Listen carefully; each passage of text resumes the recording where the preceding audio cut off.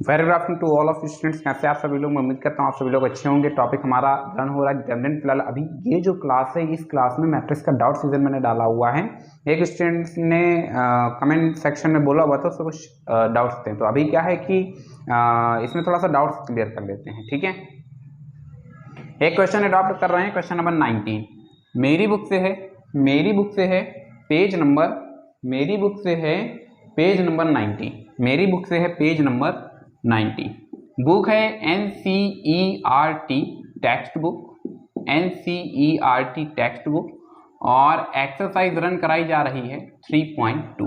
क्या कहा? Exercise run कराई जा रही है 3.2। एक्सरसाइज है 3.2। Yes, absolutely correct. Question number 19 हम लोग डिस्कस करने जा रहे हैं। क्या बात कही जा रही है क्वेश्चन नंबर 19 में? कहा जा रहा है अ ट्रस्ट फंड हैज 30,000। ठीक है, एक ये हमारे पास रहा एक ह्यूज अमाउंट, कितने का है? 30,000 का है। ठीक है, that must be invested into two different type of the bonds. The first bond pays 5% interest per year and the second bond pays 700% interest per year. Using the matrix multiplication, determine how to divide 30,000 among the two type of the bonds. It means we have to divide the 30,000 in two different type of the bonds. First, we assume that जो 5% में invest कर रहा है वो कितना invest कर रहा है? सम x। तो जो बचा वो किस में इन्वेस्ट कर देगा? 7% में। ये x इसके लिए वैलिड है 5% के लिए, ये x इसके लिए वैलिड है 7% के लिए। आगे बच्चा क्वेश्चन में कहा जा रहा है if the trust fund must obtain an annual total interest. अच्छा, उसने टोटल इंटरेस्ट आपको दे दिया है। चलिए बच्चा समझने की कोशिश करते हैं कि क्या ही कर सकते हैं। देखो बच्चा, वी हैव टोटल सम कितना है बच्चा? 30,000। बच्चा अभी हमें क्या करना है? इसको टू पार्ट्स में ब्रेक करना है। ठीक है, तो first part of the sum B x, then second part of the sum 30,000 minus x। क्या इतनी बात समझ पाए? अब इसे किससे सॉल्व करना है?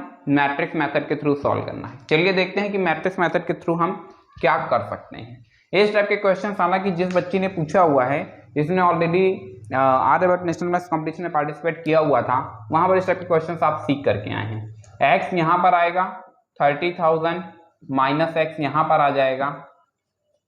यहां से आपको देखने को मिलेगा 5%, 7%, साथ ही साथ यहाँ पर आपको देखने को मिलेगा टोटल इंटरेस्ट। किसी एक के लिए सॉल्व कर रहे हैं, 1800 के लिए सॉल्व कर लेते हैं। यहाँ से आपको देखने को मिलेगा 1800। चलो भाई, इतनी बात तो समझ आती है। इसका मल्टीप्लाई इससे करा दो, देन 5% इंटू एक्स, इसका मल्टीप्लाई इससे करा दो, प्लस 7% 30,000 माइनस एक्स। ठीक है भाई, ये बात तो समझ आती है। इक्वल यहां से क्या मिलता है? 1800। इसको सिंप्लीफाई करते हैं, परसेंटेज हटता है तो अपॉन में 100 आ जाता है। 7 यहाँ से हटता है तो भी अपॉन में परसेंटेज यहाँ से भी हटेगा तो भी यहाँ से अपॉन में क्या मिल जाता है? 100 मिल जाता है। यहाँ से बच्चे हमें क्या देखने को मिलता है? 1800।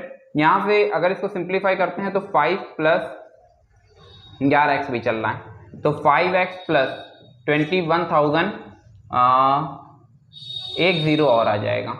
After then minus 7x whole upon 100 इसकस टू यहां से आपको मिलता है 1800।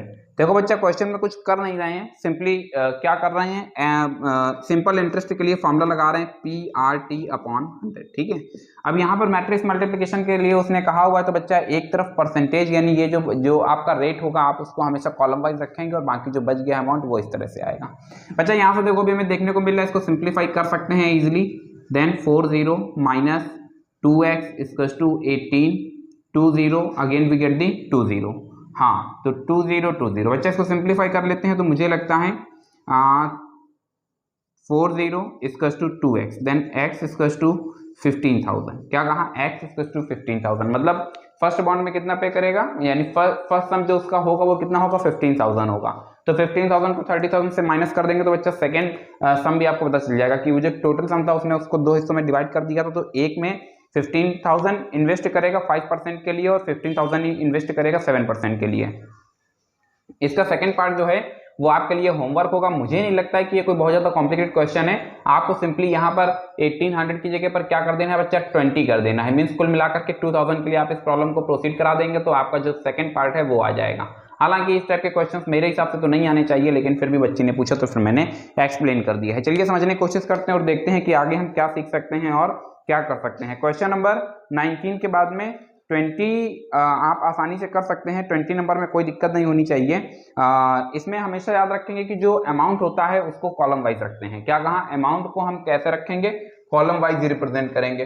अमाउंट को कैसे रखेंगे, कॉलम वाइज ही रिप्रेजेंट करेंगे। चलिए बच्चा समझने की कोशिश करते हैं और देखते हैं कि इस सीरीज में हम क्या कर सकते हैं और क्या सीख सकते हैं। कहा जा रहा है a book shop of a particular school has 10 dozen chemistry books. ये देखिए भैया, इतनी पता नहीं कौन ही केमिस्ट्री किताबें पढ़ता है।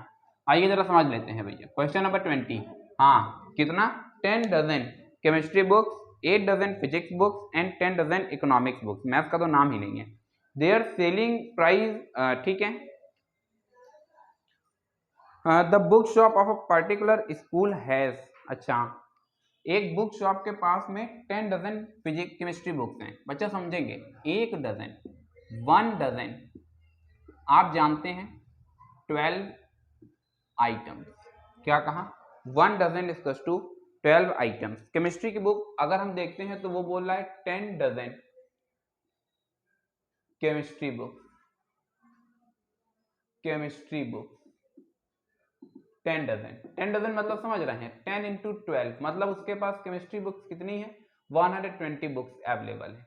सेम प्रोसेस बच्चा इसी तरह से अगर हम देखते हैं तो उसके पास फिजिक्स बुक, क्या कहा, फिजिक्स बुक, तो फिजिक्स बुक्स हमारे पास कितनी जनरेट हो जाती है बच्चा, 8 डजन। 8 डजन, 8 डजन का मतलब 8 into 12 then 96 items means books available है। साथ ही साथ इकोनॉमिक्स बुक्स की उसने बात कर दी है, इकोनॉमिक्स बुक्स की उसने बात की हुई है। आपको देखने को मिलती है इकोनॉमिक्स बुक्स टोटल 10 डजन। कितना, 10 डजन। 10 डजन मतलब बच्चा आप समझ रहे हैं 10 into 12 then we get the 120 items. ये आपके पास टोटल ऑब्जेक्ट आ गए हैं, ये आपके पास टोटल ऑब्जेक्ट कहें, आइटम्स कहें, ये आपके पास अवेलेबल हैं। एक बुक का उसने कॉस्ट आपको दे रखा है। सवाल यही था कि आखिरकार 12 से मल्टीप्लाई क्यों करा रहे हैं, पूरा डाटा तो डजन में है। एक्चुअली जो उसने प्राइस दे रखा है वो पीस वाइज दे रखा है, तो ईच बुक का उसने प्राइस दिया हुआ है, इसीलिए हमको क्या करना पड़ा, ये डजन से हमको एक सिंगल बुक पर आना पड़ा है। नाउ अभी बच्चा हमको ये पता करना है कि उसको कितना मतलब उसको प्रॉफिट होगा, क्या ही है। ठीक है बच्चा, तो देख लेते हैं। यहाँ से जो भी आपको देखने को मिल रहा है इसमें हम यहाँ लिखते हैं केमिस्ट्री, यहाँ लिखते हैं फिजिक्स और यहाँ लिखते हैं इकोनॉमिक्स। ठीक है, थोड़ा सा बुरा लग रहा है, मैथ्स का तो कहीं नाम ही नहीं है। 120, यहाँ से 96 और यहाँ से 120। वैसे ये भी बात सही है कि मैथ्स की बुक्स बहुत कम ही बुक स्टॉल में देखने को मिलती हैं। जब भी मैं एग्जाम्पलर स्टूडेंट से मंगवाता हूँ तो पता चलता है कि पूरा का पूरा जो मार्केट है वही खाली हो जाता है, एग्जाम्पलर ही नहीं अवेलेबल है। चलिए कोई बात नहीं, आगे देख लेते हैं बच्चा। फिजिक्स केमिस्ट्री इकोनॉमिक्स हमारे पास आ गया है, सबका डाटा दिया गया है। फिजिक्स केमिस्ट्री और इनका जो सेलिंग प्राइस है वो 80, 60 एंड 40। क्या कहा, 80, 60 एंड 40। ठीक है बच्चा, अब आप जानते हैं कि ये मैंने पाइपलाइन मेथड ऑलरेडी आपको सिखा रखा है। यहाँ पर जितनी रोज होती हैं उतनी ही यहाँ पर पाइपलाइंस बिछा दी जाती हैं। चलिए भाई देख लेते हैं। इससे आसान बच्चा मैट्रिक्स मल्टीप्लिकेशन आप कहीं नहीं पढ़ोगे जितना आसान आपको यहाँ पर सिखाने की कोशिश की जा रही है। चलिए जरा समझ लेते हैं। इसका मल्टीप्लाई इससे हो जाएगा तो मिलता है 120 into 80 plus 96 into 60 plus 120 into 40। बच्चा अभी आपको क्या करना है, इसको सिंप्लीफाई कर देना है। 12 अट्ठे 96 प्लस 36 3 9 छिका 54 55 56 57 12 चौक 48। ये बच्चा आ गया है। अभी आपको क्या करना है, इन सबको सम कर देना है। देन 0, ठीक है, 0 6 6 आ जाएगा, 8 8 7 15 21 कैरी 2 4 2 6 6 5 11 9 20। तो बच्चा कुल मिलाकर के उसको अगर वो बेचता है तो उसको कितना प्रॉफिट होगा बच्चा, 20,160 रुपीज़ का उसको प्रॉफिट होगा। चलिए बच्चा इसी सीरीज में एक नेक्स्ट क्वेश्चन की तरफ हम लोग बढ़ रहे हैं। इसके लिए हमें एक पैराग्राफ दे दिया गया है, क्वेश्चन नंबर 20 जहाँ से कंप्लीट हो रहा है आप उसी के नीचे देखेंगे आपको एक पूरा पैराग्राफ स्टार्ट कर दिया गया। एक्चुअली वो जो पैराग्राफ है क्वेश्चन नंबर 21 22 के लिए है, उसमें देखोगे नहीं तो नीचे बिल्कुल लास्ट में लिखा हुआ भी है कि आपको क्वेश्चन नंबर 21 और 22 के रिप्लाई की पैराग्राफ के थ्रू करने हैं। तो बच्चा अभी क्या करने जा रहे हैं, इसको थोड़ा सा रफ करने जा रहे हैं। चलिए समझने की कोशिश करते हैं कि इस सीरीज में और हम आगे क्या सीख सकते हैं और आगे क्या कर सकते हैं। हालांकि ये मुझे जहां तक याद आ रहा है मैंने ये दो क्वेश्चंस जानबूझ करके शायद नहीं बताए थे, मैंने उसमें इंडिकेट किया हुआ था कि शायद अब ये सिलेबस में नहीं रहे हैं। यूपी बोर्ड में तो कभी नहीं पूछे गए हैं, हालांकि सीबीएसई बोर्ड में ठीक है कोई बहुत ज्यादा बर्डन भी नहीं था। चलो बच्चा वहां पर देखो X Y Z W P, हाँ एक्स वाई जेड डब्ल्यू और पी, ये उसने आपको 5 मैट्रिसेस दे रखी हैं, सबका ऑर्डर दे दिया है। x का ऑर्डर है 2/n, जबकि y का ऑर्डर है 3/k, after then 2/p, after then n/3, after then p/k, ठीक है।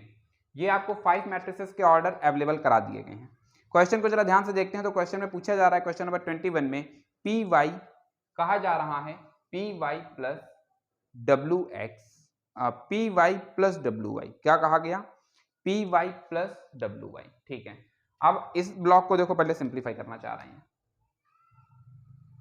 आप जानते हैं पी वाई मतलब पी और वाई का मैट्रिक्स मल्टीप्लीकेशन पॉसिबल है, ठीक है, तभी पी वाई दिया गया है। चलो देख लेते हैं। पी मैट्रिक्स आपको क्या बता रहे हैं, किस ऑर्डर का है, p/k, जबकि यहां से अगर हम y को देखते हैं तो y किस ऑर्डर का है, 3/k। अब आप जानते हैं मैट्रिक्स मल्टीप्लिकेशन तभी पॉसिबल हो पाएगा जब इसका कॉलम और इसके रोज दोनों सेम हो। इसका मतलब यहां से हमको पता चला कि k इसका इक्वल किसके होगा, 3 के होगा। 4 ऑप्शन दिए गए, 4 में कोई एक सेलेक्ट करना है। k = 3 की अगर हम बात करते हैं तो k = 3 दो ऑप्शन में अवेलेबल है, a और c, यानी अभी आगे हमें और सिंप्लीफाई करना होगा। तो बात कर लेते हैं किसकी, बात कर लेते हैं WY की, किसकी, WY की। W का ऑर्डर हमें क्या दे दिया गया है, n/3, जबकि Y का ऑर्डर हमें क्या दे दिया गया है, 3/k, क्या दे दिया गया है, 3/k, ठीक है बच्चा। तो अभी अगर इन दोनों को हम सिंप्लीफाई करते हैं तो यहाँ से हमको पता चलता है कि जो न्यू मैट्रिक्स होगी, यानी ये वाली जो न्यू मैट्रिक्स होगी इसका ऑर्डर होगा p/k, ये वाली जो न्यू मैट्रिक्स होगी इसका ऑर्डर होगा n/k। मैट्रिक्स मल्टीप्लिकेशन पॉसिबल है। फिलहाल अभी हमारे पास जो जानकारी चाहिए, देखो दो मैट्रिक्स को हम तभी ऐड या सब्ट्रैक्ट कर सकते हैं जब दोनों ही सेम ऑर्डर की हो, मतलब इन दोनों को कैसा होना चाहिए, सेम होना चाहिए। एक चीज तो क्लियर है कि जितने नंबर ऑफ कॉलम्स इसके पास है उतने इसके पास है, इससे कोई दिक्कत नहीं है। डिस्टर्बेंस जो है वो एक्चुअली p और n से है, तो अगर p = n के होगा तभी ये दोनों ऐड हो पाएंगे, अदरवाइज नहीं ऐड हो पाएंगी। यानी अगर हम ऑप्शन को देखते हैं तो option A is correct, p = n and k = 3। क्या मेरी बात समझ पाए, क्या आप मेरी बात को समझ पा रही हैं नेहा, आपका ये क्वेश्चन था। मैंने आपको क्या बताया, 2 matrices are said to be summable, दो मैट्रिक्स को तभी हम ऐड कर सकते हैं when they have the same order, जब वो किस ऑर्डर की हो, सेम ऑर्डर की हो। पी वाई का मतलब क्या है, पी वाई का मतलब मैट्रिक्स मल्टीप्लिकेशन पॉसिबल है। हमने देखा तो हमें पता चला कि ये दोनों जब नंबर सेम होंगे तभी पी वाई पॉसिबल हो पाएगा, तो k = 3 जनरेट कर लिया है। फिलहाल जनरेट करने के बाद जो न्यू मैट्रिक्स हमारे पास बन रही है वो किस ऑर्डर की है, p/k ऑर्डर की है, जबकि यहां से हमने देखा तो ये दोनों ऑलरेडी सेम थे, तो जो न्यू मैट्रिक्स बनेगी वो n/k की है, यानी इस मैट्रिक्स का ऑर्डर p/k है, इस मैट्रिक्स का ऑर्डर n/k है। अब हमको क्या करना है, हमको इन दोनों को ऐड करना है, तो ऐड तो हम कर सकते हैं लेकिन ऑर्डर सेम होना चाहिए ना, तो ऑर्डर हम सेम करने जा रहे हैं। तो देखो यहाँ पर नंबर ऑफ कॉलम जितने हैं उतने ही इसके पास है, मतलब नंबर ऑफ रोज डिस्टर्ब है, अगर किसी तरीके से नंबर ऑफ रोज को बैलेंस कर लें तो ऐड हो जाएंगी। क्वेश्चन में कहा गया कि ये समेबल हैं, इसका मतलब p को n के बराबर होना पड़ेगा। एकदम आसान सा था, इजीली हमने जनरेट कर लिया है। क्वेश्चन नंबर 22 की तरफ रुक कर रहे हैं। क्वेश्चन नंबर 22 में क्या बात कही जा रही है बच्चा, कहा जा रहा है 7x - 5z, 7x - 5z। चलिए देख लेते हैं 7x - 5z में क्या बात है। 7 देखो ये कांस्टेंट का तो कोई मतलब ही नहीं है, स्केलर मल्टीप्लिकेशन के तहत है। x को देखो, x है 2/n का, माइनस यहां से देखो z किस ऑर्डर का है, z है 2/p का, किसका है, 2/p का। अब क्वेश्चन में उसने खुद ही बोल रखा है, इसके ये जहां पर ये क्वेश्चन है उसके ठीक ऊपर उसने दे रखा है कि p = n के ऑलरेडी है। अब आप जानते हैं 2 मैट्रिसेस को हम तभी सेपरेट करा सकते हैं जब दोनों सेम ऑर्डर की हैं। जबकि क्वेश्चन में बोल दिया गया है कि p इक्वल n के है, तो हमारे पास क्या क्या ऑर्डर हो सकते हैं, या तो 2/n हो सकता है या 2/p हो सकता है। देखो कौन सा ऑप्शन में दिया गया है, ये मुझे लगता है शायद इस टाइप का क्वेश्चन डिस्कस कर सकते हैं। अब देखो 2/n हमको ऑप्शन बी में दिख रहा है, जबकि p/2 दिया गया, जो हमको चाहिए क्या था 2/p चाहिए था, तो ऑप्शन में हमारे पास एक ही अवेलेबल है, मतलब यही रहा आपका फाइनल आंसर। फिलहाल ये था आज आपका डाउट सीजन। मैं उम्मीद करता हूं कि डाउट सीजन आपको बेहतर तरीके से समझ आ गया होगा। फिलहाल आज के लिए बस इतना ही रखते हैं। मैट्रिक्स में मुझे नहीं लगता कि अब इसके अलावा कुछ बचा हुआ है, फिर भी अगर आपके पास कोई डाउट्स होते हैं then you can feel free to express with me. Thank you so much to all of you and may God bless you all.